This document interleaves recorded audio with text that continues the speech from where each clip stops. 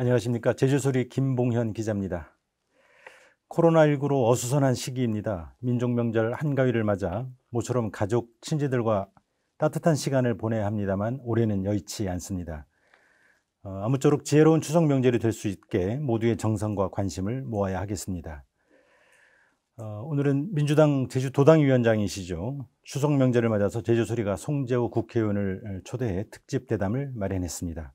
제주가 처한 당면한 과제들을 이야기 나눠보겠습니다. 안녕하십니까? 네, 안녕하십니까. 송재호입니다. 잘 지내셨습니까? 예, 바쁘게 지내고 있습니다. 제주는 의정 활동을 하시면서 뭐 주말을 활용해서 가끔 오가고 계시죠? 예, 한 2주에 한 번 꼴로는 오는 셈입니다. 자, 그러면 시간이 짧으므로 대담에 바로 들어가도록 하겠습니다. 21대 국회가 이제 출범한 지 4개월이 지나고 있습니다. 출범당시 민주당이 178석이라는 그 국민들의 지지로 거대 여당으로 출범을 했습니다. 그 말은 이제 국민과 도민의 기대가 그 어느 때보다 큰 엄중한 시기라는 것인데 그만큼 도민들로서는 제주 현안을 해결해 달라는 기대감이 그 어느 때보다 높을 것 같습니다. 도민들께 좀 말씀 주시죠. 예, 제주에 현안이 많고 또 우리 제주도도 코로나19 때문에 굉장히 생활이나 산업적 측면에서 혹독한 시련을 겪고 있지요. 매우 엄중한 시기라고 생각합니다.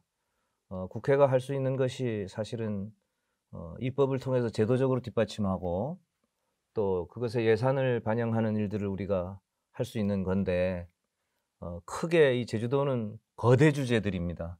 예를 들면은 반드시 또 4.3 특별법을 개정해서 배보상 등을 우리가 관철해내야 하고 제주특별자치라고 하는 새로운 모델을 우리가 또 만들어내야 하고 그러니까 이런 것들이 소위 말하면 한국의 아주 대표적인 과거사 해결의 모델을 만들거나 자치분권의 모델을 만드는 매우 거대한 주제를 저희 제주가 다루고 있다는 측면에서 매우 중요하고 또 사실은 또 그만큼 힘든 측면도 없지 않아 있다 하는 말씀을 제가 드리고요. 두 번째는 코로나19 대책을 산업적으로 우리가 뒷받침하기 위해서 그렇습니다. 정부가 뉴딜을 하고 있는데 네. 그 뉴딜 정책에 소위 우리 제주도가 얼마만큼 동참할 수 있느냐 하는 숙제를 우리가 또 해결을 해야 됩니다. 그래서 국회가 하려고 하는 것은 저희들이 최선을 다하고 있지만 사실은 기획과 집행은 제주도가 하기 때문에 그 어느 때보다도 협치가 도와의 협치가 요구된다고 제가 생각하고요. 그런 부분에 솔직히 말씀드리면 일정한 또 한계가 있는 것도 사실입니다. 그래서 그런 부분들을 하루속히 좀 해서 협치를 좀 더 강화하고 네. 실현하는 것들로 노력해 보려고 합니다. 예. 말씀 중에 과거사 지방분권, 뉴딜, 뭐 마지막에 또 협치라고 하는 어떤 아젠다까지 예. 꺼내 주셨는데 그런 측면에서 제주 국회의원 세 분의 어떤 파트너십은 매우 공고해야 될 것 같습니다. 그런 것에 대한 도민들의 시선도 있습니다. 우리 송재호 의원께서는 정무위에 가셨고 예. 국회 정무위에 가셨고 오영훈 의원이 행안위 또 위성곤 의원은 농해수위 이렇게 각 세 분이 적절한 역할 분담이 이루어진 것으로 알고 있습니다. 근데 도민사회 일각에서는 세 분의 어떤 유기적 협업 모습 이거 뭐 파트너십이 좀 문제가 있는 것 아니냐 이런 지적이 있는 것이 사실인데요. 뭐 좀 이 기회에 해명을 좀 해주시죠. 해명이 아니라 파트너십이 아주 좋습니다. 사실은. 아주 좋습니까? 예, 네. 왜냐하면 사적인 일입니다만 오영훈 위성곤 의원은 뭐 오랜 친구고요. 네, 네. 고등학교 때부터 쭉 같이 해온 오랜 친구고 또 저는 또 오랜 인연을 해온 또 사적으로는 또 선배고 예, 그래서 협업 체계는 아주 좋고요. 또 다행스럽게 오영훈 의원이 행안위에 소속돼 있으면서 4.3 특별법이라든가 자치분권을 실무적으로 좀 다룰 수 있고 이낙연 또 대표의 비서실장을 함으로써 힘을 굉장히 실어낼 수 있고 우리 위성권 의원은 농해수에 있지만 민주당의 농어민 특별위원회 위원장입니다. 그러니까 상당 부분 그런 부분들을 해낼 수 있기 때문에 두 분이 역할에 굉장히 제가 기대가 되고 저는 이제 정무위에서 국무조정 다시 말하면 전체 부서를 조정하거나 이런 부분들을 뒷받침하고 금융관계를 또 하기 때문에 돈도 좀 어떻게 좀 해보고 이래서 저는 협업관계가 아주 나쁘지 않다. 아마 도민들 일각에서 그런 의견이 나오는 건 지금 말씀 주신 뭐 코로나니 뉴딜이니 특히 뭐 제주 4.3 특별법 개정이냐는 큰 어떤 그 지역 현안과 관련해서 세 분이 좀 함께 하는 모습이 좀 그 언론을 비롯해서 좀 자주 보여줬으면 그런 지적이나 오해가 없을 것 같은데 이게 국회 출범 4개월간 세 분이 함께하는 모습을 자주 볼 수 없었단 말입니다. 아마 그런 차원에서의 어떤 지적이 아닌가 싶습니다만. 국회의 특성상 셋이 뭐 이렇게 같이 뭐 하긴 그렇고요. 사실 이번에 내년도 예산도 저희들 확보된 거를 셋이 같이 전체적으로 우리가 이렇게 노력해서 확보했다. 이렇게 도당 차원에서 기자회견을 하려고 했는데 그것이 또 자칫 잘못하면 이렇게 힘든 시기에 뭐 자기 자랑이나 하나 하는 것으로 좀 비춰질 수도 있고 해서 이번엔 좀 겸손하게 우리가 이렇게 하자. 근데 그 내부적으로 그 뒤에서는 소위 뒷마당에서는 열심히 협업합니다. 예. 네, 잘 알겠습니다. 자, 지역구 얘기로 좀 들어가 보겠습니다. 총선 출마 당시 여러 가지 공약들이 있었습니다. 지역구에 어떤 핵심 공약들이 있었죠? 저도 4.3 특별법을 제1호 법안으로 했었죠. 근데 아까 협업 이야기도 하셨습니다만 이번에는 새 의원이 공동으로 모두를 발의하자 해서 아시다시피 136명의 우리 민주당 또 다른 당 의원들이 합해서 발의를 했고요. 그러니까 그건 이제 오영훈 의원이 대표 발의했기 때문에 제가 1호 법안이지만 오영훈 의원께 제가 양보를 해드린 거고, 저는 이제 신공항처럼 제주가 그동안 갈등을 많이 겪어서 갈등관리기본법을 제가 지금 발의 상태에 있는데 이 법을 제가 국회의원과 이렇게만 발의한 게 아니라 사실은 정부 조정안입니다. 그러니까 국무조정실과 국가권익위원회와 합동으로 같이 만들어서 발의를 했기 때문에 뭐 저는 이번에 이 갈등관리, 신공항 같은 갈등관리에 관한 조정을 중앙정부 차원에서 할 수 있는 근거를 충분히 일단 만들 수 있다 생각하고요. 또 애월항을 여객항으로, 제주항의 여객항이 만석이 돼서 애월항을 여객항 기능으로 하는 부분들을 했고, 또 애월에 뭐 좀 속된 표현으로 이야기하면 사우나인데 한경하기는 있는데 애월은 없어서 당장 지역 주민들이 애월에 불편하시겠죠. 하수수건 사업입니다. 네. 그래서 그런 그 생활 민원이겠죠. 예, 생활 시설, 생활 SOC라 그럽니다만은 애월 주민들이 좀 편하게 할 수 있는 그런 부분들도 좀 돼 있고요. 뭐 서부체육관이라든가 뭐 기타 뭐 농어촌 직불제라든가 뭐 등등은 잘 이렇게 추진되는 것으로, 그래서 공약은 제가 있는 동안에는 제가 한 공약은 그렇게 실천을 해보려고 하고 마침 있습니다. 청와대가 이번 그 여름 태풍으로 전국 그 지역에서 피해가 큰 곳들을 중심으로 특별 재난 지역으로 선포를 했는데 그 중에 한 곳이 제주에서는 애월이 포함되죠. 애월이죠. 예. 애월 주민들의 걱정이 컸을 것 같습니다. 이번 여름 네. 태풍으로. 네. 태풍 수해 때문에 사실은 걱정한 만큼은 엄청나게 쓸고 갈 줄 알았는데 걱정한 만큼 아니어서 좀 불행 중 다행이라고 생각도 합니다만, 애월읍이 특히 피해가 커서, 그러나 또 특별재난지역으로 우리가 그걸 지정을 했기 때문에 애월읍 주민들의 이런 아픔을 조금은 좀 덜어드릴 수 있지 않을까. 또 저도 교부금 등을 통해서 그런 부분들을 좀 더 해결하려고 노력하도록 그렇게 하겠습니다. 태풍의 상처가 잘 아물 수 있도록 송 의원님께서도 역할을 잘 해주시기를 부탁드리겠습니다. 지난 4.15 총선 당시 아까도 그 첫 번째 공약 1호 공약으로 4.3 특별법 개정과 관련한 말씀을 주셨습니다만, 현재 이제 오영훈 의원이 국회에서 대표 발의를 했고, 또 행안위 법안 소위 심사에 계류 중인데 지난번 뭐 아쉽지만 순서에서 밀려서 이르면 이제 11월에야 심사가 가능할 것이다, 이런 전망이 나오고 있습니다. 그런 과정에서 국회 전문위원 검토 보고서에 정부 행안부나 또 법무부가 이 특별법 개정, 4.3 특별법 개정에 약간 좀 부정적 기류가 있는 것 같습니다. 어떻습니까, 실제? 그걸 부정적 기류라고 보기는 좀 그렇고요.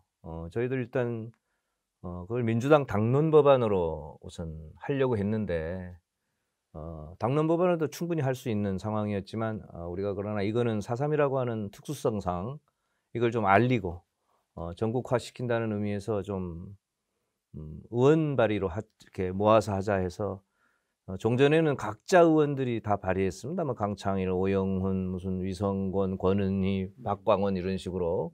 근데 이번에는 그렇게 하지 말고 공동 발의를 저희들 했고요. 법안은 이제 하나고 136명이 해서 7월 27일 날 발의했는데 정부의 입장은 그중에 이제 중요한 게 적법 절차에 의하지 않은 군사 재판의 무효화. 이 부분이 이제 법무부가 재판을 일단 했는데 일사부재리의 원칙에 따라서 그걸 무효화시켜서 다시 재판을 하면 4.3뿐만이 아니라 과거사 전체를 다시 재판을 해야 된다는 삼권 분립의 원칙에도 좀 걱정이 생긴다. 좀 있지 않는가 네. 그런 부분이고 행안위는 이제 4.3 두 가지 입장입니다. 행안위는 사실은 4.3, 5.18, 한국동란 같은 거대 주제, 이 거대 과거사 또 거창이나 노건리 같은 이런 전체 과거사 정리의 포괄적 모델을 만들고 싶은 거지요.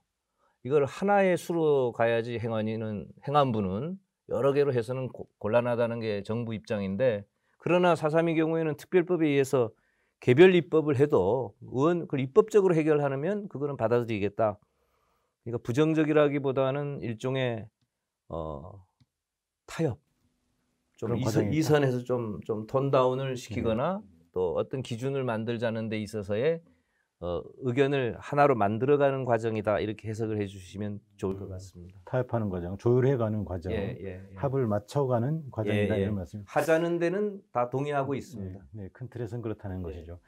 뭐 역설적으로 그렇기 때문에 정부나 국회 또 지금은 여당입니다만 야당을 설득해야 되는 입장도 있고 정부와 국회를 설득하는데 제주 국회의원 세 분의 역할이 그 어느 때보다 높다는 그런 그 지적이 있는 것이 아니겠습니까? 뭐 어떤 정부와 국회를 설득하는데 세 분의 어떤 보관이 있을까요? 저는 뭐 우리 셋만이 아니라 4.3은 이제는 이미 민주당 의원 전체에 소위 말하면 해결해야 될 주제가 되어 있기 때문에 저는 뭐 그렇게 어렵게 사실은 생각지 않습니다. 다만 순서가 이게 밀린 거는 4.3의 중요성이 없어서 밀린 게 아니라 코로나19라고 하는 소위 이 국가 비상사태적인 측면에서의 소위 당장 국민의 민생을 먼저 좀 챙기자. 그리고 이 주제들에 대해서는 좀 더 숙고하면서 논의해도 되지 않느냐 하는 그런 차원에서 뒤로 간 거지 중요성이 낮아서 뒤로 갔다 이렇게 보지는 않아도 되고요. 또 아까 이야기했듯이 우리 오영훈 의원이 이제 어떤 대표 비서실장이고 또 같은 행안위에 있는 또 김영배 자치분권 담당하는 의원이 정무실장이고 그래서 또 행안위에 우리 당 민주당의 아주 훌륭한 의원들이 많이 지방자치를 경험하신 많은 의원들이 계시기 때문에 오영훈 의원이 또 법안 소위에 아마 포함되어 있을 거라서 저는 어렵지 않게 진행이 되리라고 봅니다. 다른 현안도 매우 중요하게 바라보고 있습니다만 4.3 특별법 개정은 사실 제주 사회 또 제주도민들의 아픔을 어루만질 수 있는 가장 첫 번째 단초이기 때문에 뭐 새삼 강조해도 부족함이 없을 것 같습니다. 자, 다음 현안으로 좀 넘어가 보겠습니다. 제주 제2공항 제주의 해군기지 이후의 도민사회의 가장 큰 갈등 요인이 아닌가 싶습니다. 최근 좀 유의미한 자리가 있었습니다. 국토부, 제주도의회 세 개 기관이 갈등 해소를 위한 자리를 만들어서 끝장 토론을 약속을 했습니다. 이 자리에서 추석 이후에 두세 차례 토론을 하기로 했고 그 합의 내용에도 상당히 좀 의미 있는 대목들이 있습니다만 여기서 이 제2공항 문제를 바라보는 정부의 시각이 매우 중요하고 궁금해집니다. 중앙정부가 이 제2공항 문제를 어떻게 바라보고 있습니까? 사실 중앙정부는 시작은 제주도의 요구로 공항의 문제는 시작됐다고 판단하는 게 맞습니다. 그래서 그리고 기존 공항의 확장보다는 다른 공항을 건설하는 게 더 좋겠다. 그리고 새로운 입지를 물색해서 현재 입지에 이제 들어가겠다. 그렇게 정부는 기본적으로 생각을 하고 있었는데 이제 제주도가 그거는 좀 문제가 있다. 우리 도민들이 갈등이 시작이 된 거지요. 그거는 바람직스럽지 않다. 절차가 투명하지도 않고 입지가 정확하지도 않고 기존 공항을 확장할 수 있는 대안이 있음에도 불구하고 굳이 그렇게 또 갈 필요가 있냐는 문제도 있고, 그래서 이제 갈등이 시작돼서 정부는 이제 사실은 좀 당혹스러운 거고요. 정부 정책이라고 하는 거는 사실 별로 재량이 없습니다. 일단 차가 출발을 해버리면 우회전 좌회전 하기가 쉽지 않아 가지고 쭉 오다가 사실 브레이크가 걸린 거죠. 도민의 이제 갈등이 심하고 이거에 대한 반대 여론이 심하고, 또 대통령께서도 제주도민의 동의 없이는 추진하는 것이 바람직스럽지 않다 이렇게 말씀도 하셨고 해서 도민의 동의가 일단 전제돼야 된다라는 걸로 사실은 정책이 선회되어 있습니다. 그래서 제주도민의 합의안이 무엇이냐 그러면 그 합의안을 따르겠다는 게 저는 정부의 방침이라고 생각하고, 저희 국회도 그렇게 해서 뒷받침을 하는 거고요. 그럴 경우에 그 합의안 도출에 있어서의 1번은 우리 스스로 도출해내는 게 제일 바람직스럽습니다. 그러니까 우리가 자기결정권을 가지고 우리가 이렇게 하겠다, 그런 의미에서 끝장 토론을 통해서 그 안을 만들어내겠다는 것도 저는 바람직스럽다고 생각합니다. 그래서 그 안이 나오면 저는 그 안에 대해서 국회 차원에서 제 개인적인 의견도 있을 수 있잖아요. 그런 걸 우리가 다 접고, 새 국회의원이 개인적인 안은 다 접고 우리가 그 안 하나로 우리가 다 밀자 이렇게 합의해서 우리가 이렇게 준비하고 있습니다. 그럼에도 불구하고 그 세 기관이 합의한 내용에는 도민 여론 수렴을 협의해서 진행하겠다, 협의해서 도민 여론 수렴을 진행하겠다라는 내용이 있었고요. 또 국토부가 일방적으로 추진하지 않겠다 이런 대목도 있었습니다. 뭐 개인적인 어떤 입장을 표명하는 것은 아니겠습니다만, 그 도민 여론 수렴 방안으로 가장 합리적인 건 어떤 방안이 있을 거라고 생각하십니까?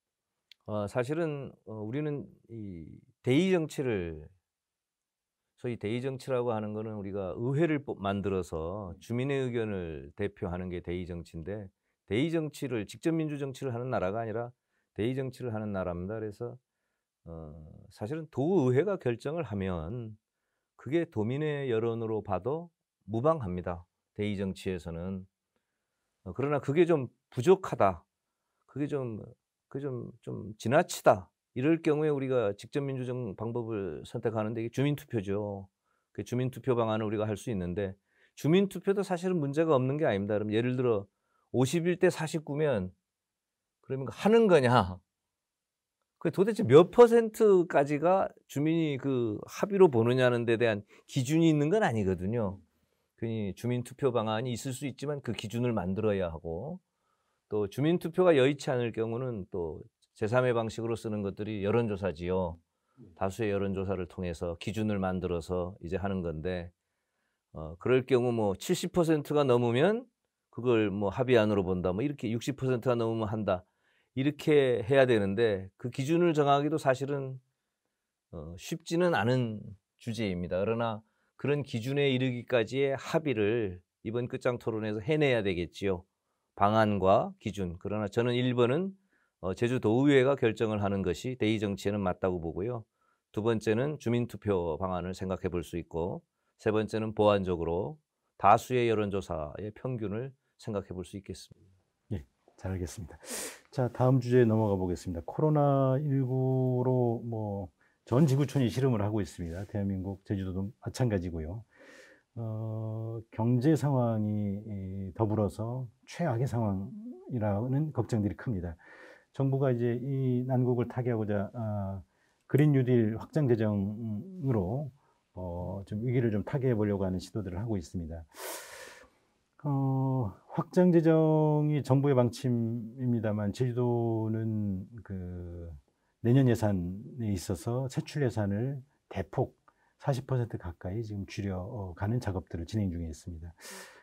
최근 도의회가 또 정부와 마찬가지로 확장 재정을 도에 또 요청하기도 했습니다. 일부분 좀 그 충돌하는 지점들이 있는데 어떤 것이 좀 바람직해 보이겠습니까? 이건 당연히 확장 재정을 해야 됩니다. 세출 예산을 축소하면 안 되죠. 이거는 빚을 내서라도 확장 재정 정도가 아니라 상당한 재정의 이 규모를 확대해야 된다. 빚은 지방채 발행을 말씀하시는 네, 지방채 발행을 해서라도 빚을 내서라도죠. 이건 해야 된다고 저는 보고요. 제주도가 충분히 우리 자산이 그 빚을 갚을 만큼 충분합니다. 그러니까 전체 자산의 보통 한 40%까지는 우리가 빚을 내도 된다고 보통 재정학자들이 이야기하거든요. 그래서 저는 제주도가 지방 채무가 없다 이걸 자랑할 게 아니라 지금은 빚을 내서라도 확대 재정을 해서 이 어려운 산업 또 어려운 생활고에 시달리는 민생을 구해야 된다고 저는 보고요. 또 그거와 별도로 특별한 이 뉴딜 사업에 대한 동참, 정부 재정이 거의 뭐 지역에 100조 이상이 지금 지역 뉴딜로 들어오는데 이 중에 제주가 얼마를 가져다가 이 재정의 규모로 이렇게 넣을 것이냐 하는 데 대한 그린 디지털 농어촌 새 뉴딜에 대한 충분한 고민과 준비가 저는 돼 있어야 된다고 봅니다. 또 되어 있다고 믿고 있고요. 예, 예. 재정 건전성에 기초해서 제주가 지방채 발행을 통해서라도 확장 재정 정책을 추진해야 된다. 다만 제주도 입장에서는 확장 재정을 하고 싶습니다만 또 지방채 발행은 또 좀 별개의 문제이고 그에 앞서서 세수가 대폭 줄어든 측면이 있지 않겠습니까? 역시 코로나와 맞물려 있습니다. 어떻게 보십니까? 세수는 뭐 엄청 줄었죠. 일단 마사회가 하는 경마본부가 거의 스톱이 돼서 거기서 아마 뭐 800억에서 1000억 정도 이미 그다음에 모든 업종이 다 어렵기 때문에 세금을 낼 형편이 아니죠. 제가 건강보험공단에 확인했더니 건강보험료도 잘 못 내는 연차하는 거죠. 네. 그런 상황이어서 세수가 굉장히 줄어드는데 세수가 줄어들었다고 해서 그 세수에 맞춰서 세출을 하겠다는 사고를 하면 되지 않습니다. 예. 세수는 세수고 세수는 언젠가 늘어날 수 있는 거고요. 또 경마본부도 온라인 그 막권 발매를 위한 법안을 제가 농해수위하고 공동으로 지금 발의해 있고요. 그래서 그런 부분들로 좀 해결의 가능성들이 있기 때문에 저는 세출은 세수에 관계없이 좀 확대가 아니라 확대를 해야 된다고 저는 생각합니다. 알겠습니다. 1차 산업 얘기를 좀 해보겠습니다. 1차 산업과 관련해서 그 정말 해묵은 공약이죠. 제주의 농산물 해상물 유비 지원. 이건 뭐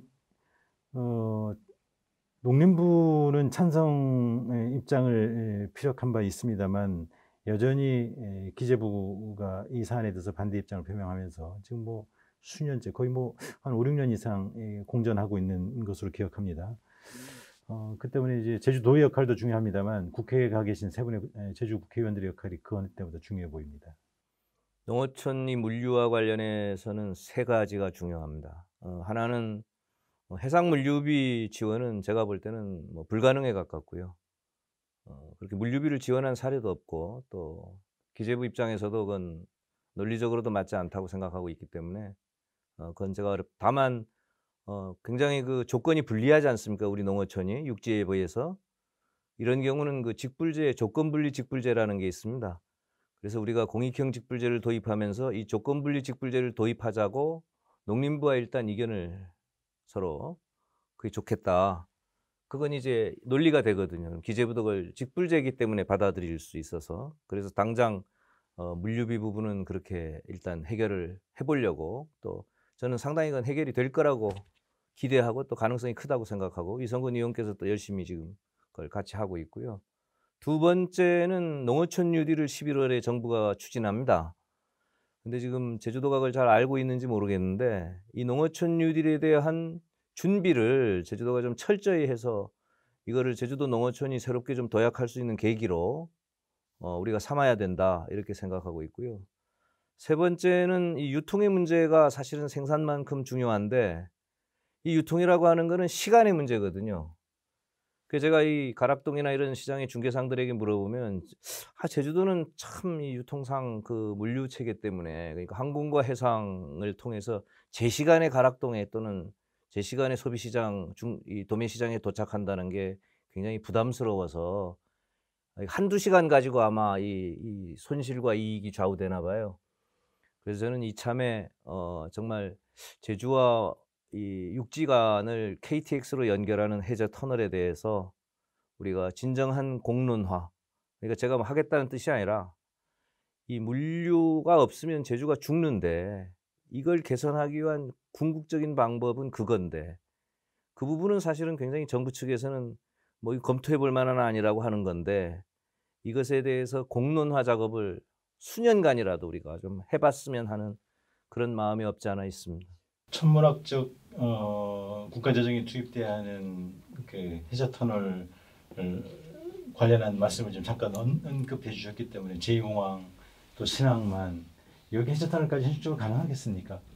그러니까 해저 터널님이 그 한국교통연구원에서는 타당성 검토를 끝낸 사안이거든요. 네. 근데 사실 제주가 섬이라는 특성이 있고 또 우리 도민이 터널을 원하지 않기 때문에 하지 말자라고 접은 아닙니다. 사실은 접어 있는 아닌데 그 방법 말고는 물류 체계를 개선할 수 있는 사실 방법은 없습니다. 그러니까 우리 근본적으로 농어촌 해결할 수 있는 방안을 말씀하시는 거죠. 기본적으로 우리가 이 농산물 또 수산물을 우리가 안정적으로 가격을 우리가 확보하고 지지하고 이것을 가지고 우리가 소위 진짜 도민 자본에 의한 소득으로 연결하기 위해서는 그 정시간 도착, 대량 수송 이게 가능해야 되는데 이게 해상 바다하고 항공 가지고 안 되거든요. 그니 이제 뭐 어떡할 거냐.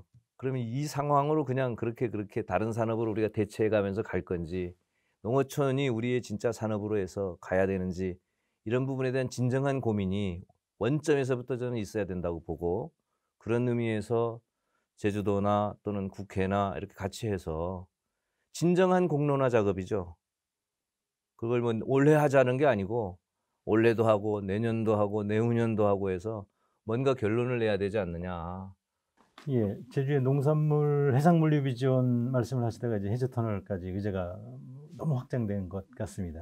뭐 그 말씀은 또 해상물류 비전도 지금 수년간 논의를 해왔기 때문에 그 제주가 개발해야 될 정부를 설득해야 될 논리를 지금 수년간 축적해 가고 있는 것 아니겠습니까?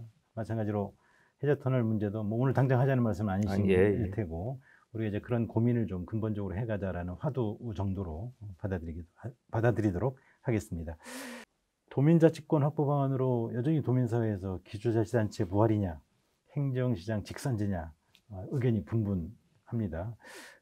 도나의회에서는 뭐 정부 설득이 어려우니 그러면 행정시장 직선제라는 안을 가지고 정부를 설득해보자. 뭐 이런 분위기인데 우리 송 의원님 생각은 어떠십니까? 그러니까 이거는 아주 중요한 이야기인데 특별자치 모델의 완성이라고 하는 거는 문재인 정부의 국정과제 100대 국정과제에 포함된 국정과제입니다. 지역과제가 아니라. 그리고 그럼 어떻게 완성할 거냐? 그거는 제주도민이 결정하세요 한 거거든요. 네. 근데 우리가 이제 그걸 가지고 얼마만큼 논의를 진행해 왔고 무엇을 고민했는지에 대해서는 우리 스스로 성찰할 부분이 많다고 생각합니다. 그러면 일단 기초자치단체를 부활할 것이냐? 두 번째는 행정구역을 어떻게 할 것이냐. 지금처럼 2개씩으로 둘 것이냐 6개씩으로 할 것이냐. 이런 부분들. 그리고 그렇다면 부활을 한다면 시의회를 하면 되는 거고 6개로 하면 6개로 하면 되는 거고 그렇지 않으면 직선제로 할 거면 직선제로 하면 됩니다. 또 직선제가 아니라 우리도 임원 추천제처럼 외국인도 해야 되니까 우리는 그런 방식으로 하겠다. 이래도 되는 거거든요. 그걸 우리 도민사회가 결정을 해야 되는데 이것도. 그럼 도민이 누구냐? 저는 도민이 대표인 도의회가 일단 결정을 해야 된다고 봅니다. 도와 협의해서. 도와 도의회이기 때문에 두 곳이 그 자기 결정의 모델을 만들어내야 되는데 그 부분에 대해서는 저는 아쉬움이 많다고 일단 생각하고요. 그걸 국회에서 또는 행안부가 이렇게 하세요. 할 수 없죠. 예, 이거는 아닌 것 같아요. 예, 이거는 아니어서 그걸 이제 내놔야 되는 거지요. 그러면 저희들이 이제 지원해서 만들어내면 되는 거죠. 특별자치도 모델을 완성해 나가기 위한 도민사회 또 거기서는 또 제주도나 도의회 역할이 중심에 있을 텐데 여전히 그 고민은 좀 부족해 보입니다. 현실적으로 뭐 그런 어떤 그 도민 의견들을 수렴하는 절차나 방안들을 제시를 잘 못하고 있는 것 같습니다. 아유, 뭐 굉장히 아쉽고요. 뭐 저도 국회에서 뭐 이거와 관련해서 뭐 가을에 또 세미나도 해보긴 합니다만은 그것뿐만이 아니라 예산의 문제에도 균형발전위원회 특별회계에 제주 계정이 있거든요. 이 제주 계정 문제도 다루어야 되고요. 이게 돈의 문제거든요. 예산을 어떻게 할 것이냐. 해야 될 일들이 이제 사실은 굉장히 산적해 있는데 특별자치와 관련돼서 이런 모델들에 대한 고민들이 부족해 보이는 것이 아쉬운 거지요. 지금 다른 곳들은 특별자치의 수준으로 지방자치법 전면 개정안이 되면 우리 수준으로 많이 올라오는데 그럼 우리는 또 더 뛰어야 되는데 거기다가 뭐 다 아시겠습니다만 특별행정기관이라고 해서 중앙부처 기관들을 제주도에 특별자치한다고 다 줬거든요.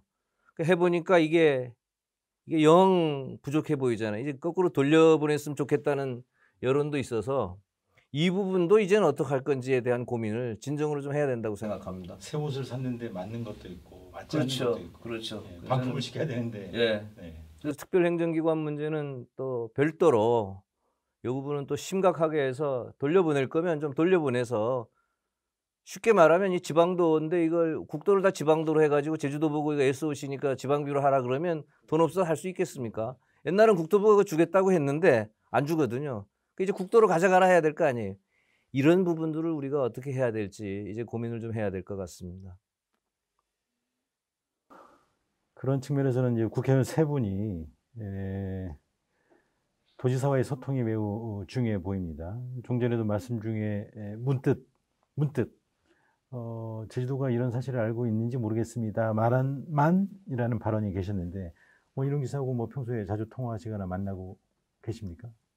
뭐 전혀 뭐 네. 통화야 뭐 이렇게 뭐 필요해 서로 한두 번 하겠지만 예. 뭐 정책적 협의를 자주 못 하고 계시고. 예, 못 하고 있고 정책적 협의는 투명하게 진행해야지요. 예. 그걸 어디 뭐 밀실에 앉아가지고 이러쿵저러쿵 하면 안 되고 도민들 아시다시피 뭐 새 국회의원이 제주도지사와 정책적 협의를 한 게 없지 않습니까? 그렇다고 제가 도당위원장으로서 도지사께 정책적 협의를 하자 먼저 요청하기도 조금 쑥스러운 측면이 있고요.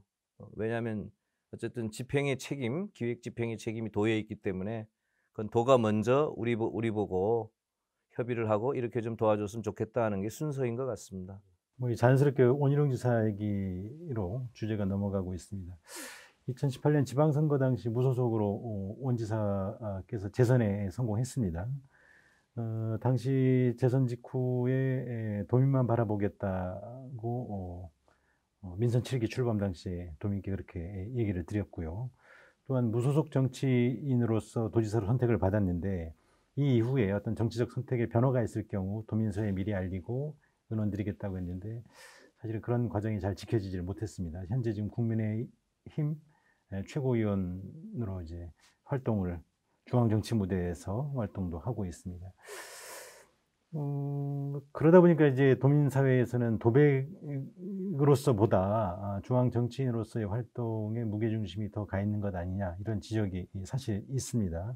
특히 제주도지사, 제주특별자치도 도지사임에도 불구하고 SNS를 통해서 정부의 뭐 많은 현안에 대해서 또 어떤 정치적 그 이슈에 대해서 일일이 문제 제기를 하고 코멘트를 하는 것들이 도민사회나 또 공직사회에서 실제로 어떤 우려가 있냐면 이게 내년 예산도 확보해야 되는데 이게 어떤 그 중앙정부와의 절충에 있어서 굉장히 좀 걸림돌로 등장할 것 아니냐 이런 우려가 있습니다. 어떻게 보시죠? 잘 뭐 알고 있지요. 저도 언론을 통해 잘 알고 있고 지사께서 뭐 제주도가 낳은 훌륭한 인재인 거는 뭐 분명하고 보수당의 개혁적인 이미지를 가지고 있고 다만 이제 대권에 진짜 이 대선의 생각이 이제 있으시고 또 제주도지사 역할도 하시고 이렇게 해야 하는데 이 두 마리의 토끼를 잡기가 쉽지 않습니다. 대권을 한다는 것도 지금 한국적 현실에서 상당한 준비와 또 상당한 노력을 국민에게 보여주어야 하는 거고 제주의 현안도 대한민국 못지않게 종합행정으로서 너무 산적해 있는 상황이어서 두 개를 하기가 쉽지 않아서 저는 하나를 선택해야 한다고 보고요. 그 하나의 분명한 선택에 대해서 도민의 동의와 또 도민에 대한 맹세를 해야 되는 거겠죠. 예를 들어 대권을 선택하면 도민에게 동의와 양해를 구하는 작업을 해서 대권에 집념하는 게 거취 문제를 분명히 해서 하는 게 좋고요. 제주도지사로서의 이제 또 직무만 하겠다 그러면 그렇게 도민에게 맹세하고 제주도의 업무에 전념하는 게 바람직해 보인다고 저는 생각합니다. 그 말씀은 좀 간단히 명료하게 정리하면 대권에 도전하려면 도민사회의 도지사로서의 역할을 사퇴하고 그렇죠. 대권 정치 활동을 해야 된다는 그런 말씀이신가요? 당연히 풍찬노숙해야죠. 네. 네. 그렇지 않으면 사람이 모이겠습니까? 예, 예. 저도 그 출마할 때 사표 썼잖아요. 네. 이 작은 것도 그렇게 하는데. 당사자가 없기 때문에 뭐 원지사 얘기를 예. 저도 결례가 된 게 있으면은 뭐 미안합니다. 네. 예. 자, 이제 우리 송재우 의원님의 포커스를 맞춘 질문을 좀 몇 가지 좀 드리겠습니다. 초선 의원이시지 않습니까? 예, 초선입니다. 오영훈, 위성곤이라는 두 재선 의원이 지역에 있습니다. 상대적으로 이제 초선 의원이기 때문에 더 광폭 행보, 활발한 의정 활동을 펼쳐야 한다는 그런 또 숙제가 있을 것 같습니다. 근데 뭐 최근 좀 건강도 안 좋다. 또 오이 시장 총선 과정에서 오이 시장 유세 발언으로 지금 뭐 검찰 조사도 진행 중인 것으로 아는데 뭐 수사에 관한 내용이기 때문에 뭐 그걸 장황하게 말씀하실 내용은 아닙니다. 도민사회에서 우리 송재우 의원을 바라보는 그런 시각들이 4개월 전 당선 직후보다 지금 송 의원 잘 안 보여. 이거 어디 건강이 안 좋은 거 아니야? 뭐 검찰 조사는 어떻게 되고 있어? 이런 우려들이 좀 있는데 뭐 오늘 기회에 좀 도민사회에 좀 뭐 해명이랄까요? 말씀을 좀 주시죠. 건강이 안 좋아서 뭐 잠시 병원에 입원한 거는 병가를 내고 한 건 사실이고요. 제가 한 보름 정도 쇼크가 와가지고 좀 병원에 좀 다녀와서 뭐 아직 그렇게 뭐 저 세상 갈 때는 아니어서 열심히 일해도 되겠다 해서 다행스럽게 이제 제가 뭐 퇴원을 그렇게 한 건 이제 그건 사실이고요. 사실은 초선이지만 제가 박병석 국회의장하고 같이 중앙당의 국가균형발전위원회 특별위원회 위원장을 했습니다. 그래서 상당히 그 다선급으로 이렇게 대우해주는 측면이 없지 않아 있어요.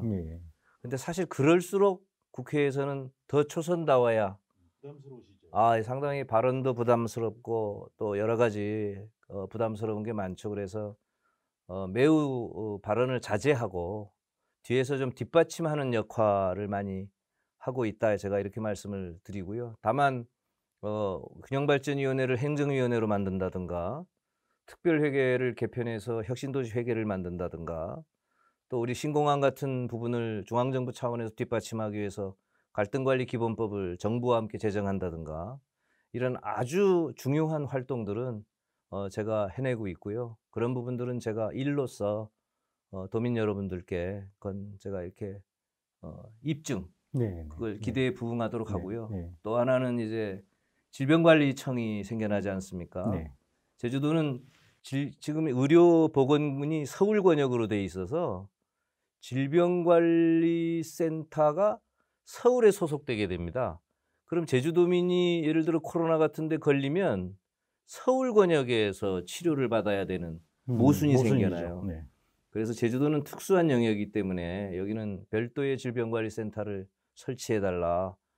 제가 보건복지부에 강력히 요구했고 또 질병관리청에서 아마 저는 이거는 그렇게 해줄 거라고 지금 제가 기대하고 또 그렇게 알고 있습니다. 이런 일들은 제가 차질 없이 뭐 공항 소음 피해 지역의 구제라든가 용담동에 또 애월에 이런 부분들은 제가 차질 없이 수행하도록 그렇게 하겠습니다. 결국은 뭐 국회와 지역구에서 활발한 의정활동을 보여주시는 것이 도민사회 그런 걱정을 불식시키는 가장 좋은 방안이 아닌가 싶습니다.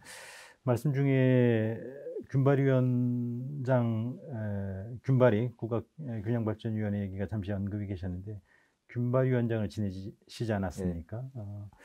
최근 좀 불미스러운 소식이 있었습니다. 감사원으로부터 재직 당시에 13개월치의 이른바 자문료 수당 이 수령 자체가 좀 부당하다라는 감사원의 판단이 있었습니다. 뭐 아주 간단히 말씀드리면 이제 대통령 자문위원장은 비상근입니다. 그러니까 이제 회의 때 나가서 회의 주재하고 이제 그렇게 하면 되는데 일자리위원회, 국가균형발전위원회, 경제사회 우리 노사정위원회 요 위원회는 위원장들이 상근을 합니다. 비상근인데도. 상근을 하니 이제 안 된 거지요. 돈도 못 주고 봉급이 없으니까요. 아무것도 못 주니까 상근을 하게 될 수밖에 없고 왜냐하면 저희들 위원회만 해도 3개 부처, 14개 부처가 나와 있는데 그중에 3개 부처는 국 4개를 파견하거든요. 2급 국장에. 기재부 1급이 이제 단장을 하고 73명의 공무원이 움직이는 집행부 성격의 위원회다 보니까 위원회 위원장이 상근을 안 할 수가 없고 그래서 저는 제주대학교 휴직을 해서 이제 상근을 하게 된 거죠. 그래서 휴직을 하면 제주대학교로부터 봉급이 없는 것이고 국가도 월급을 안 주고 그냥 뭐 먹고 살 게 없잖아요. 그러니까 이제 그것에 대해서 일종의 활동비를 좀 보조해 준 겁니다. 예. 그것을 기재부하고 의논해서 그런 상근 형태의 위원장들에게는 국가의 법령 안에서 우리가 보조를 좀 해주자 해서 기재부가 예산을 반영해 주었고, 일자리위원회, 경사노연, 경사노위, 그다음 우리 위원회, 균형이 이렇게 세 위원장인 경우는 상근이기 때문에 그 보조를 활동비 형태로 이렇게 좀 받았다, 이렇게 해석을 하시면 보수는 아니고요. 근데 어떻게 감사원이 그런 절차가 있었음에도 불구하고 수령 자체가 부당하다는 그런 결론을. 수령이 부당하다고는 안 했고요. 수령이 부당하면 환수하라고 합니다. 네. 환수는 아니고 네. 다만 이 규정을 지금은 그냥 위원회 위원장의 활동 등에 대해서 수당을 지급할 수 있다, 이 정도의 규정인데 보다 더 좀 세밀하게 규정을 바꿨으면 좋겠다라고 권고한 거지요. 그게 부당하면 저보고 뱉어내라고 하는 건데. 환수 조치를 받으신 건 아니군요. 아닙니다. 네. 네. 봉급 없이 뭐 일한 건 맞고요. 네.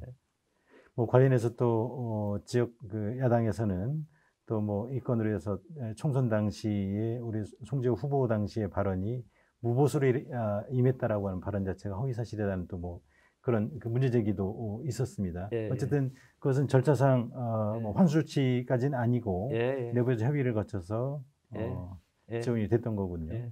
그런 이제 행안부, 기재부, 소위 위원회가 법령을 보고하거든요. 정부가 할 때, 예산 반영을 할 때 법령의 범위 내에서 한 건데, 다만 감사원의 지적은 좀 구체화, 활동비가 구체적으로 어떤 건지, 도대체 무슨 기준으로 주는지를 좀 더 세밀하게 시행령에 넣었으면 좋겠다고 지적한 거고요.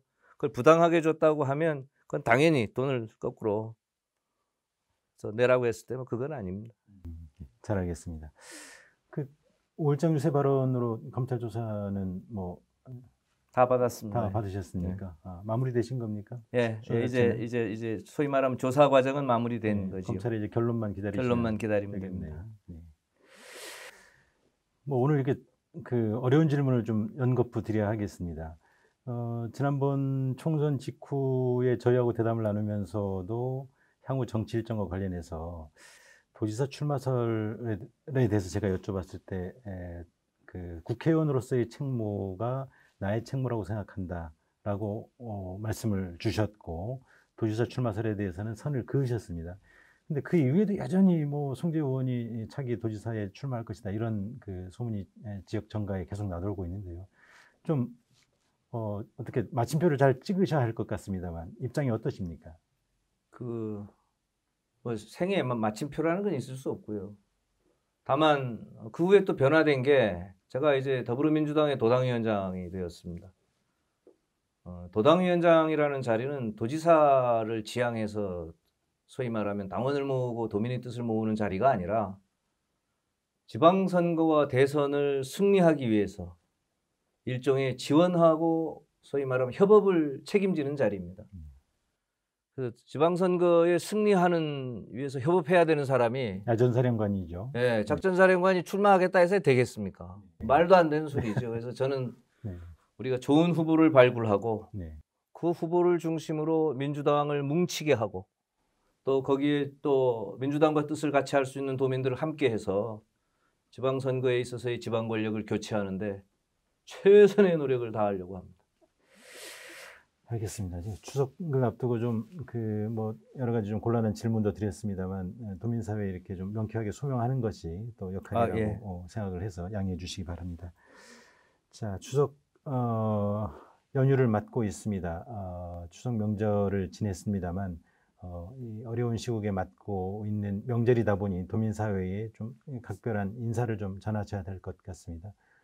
끝으로 도민들께 추석 명절을 맞는 추석 연휴를 보내고 계신 도민들께 인사 한 말씀 부탁드립니다. 제주도민 여러분, 더불어민주당 도당위원장 제주가 의원 송재호입니다. 우선 반갑습니다. 추석을 맞아 솔직하게 말씀드리면 무슨 말씀을 드려야 할지 머리에 잘 떠오르지 않습니다.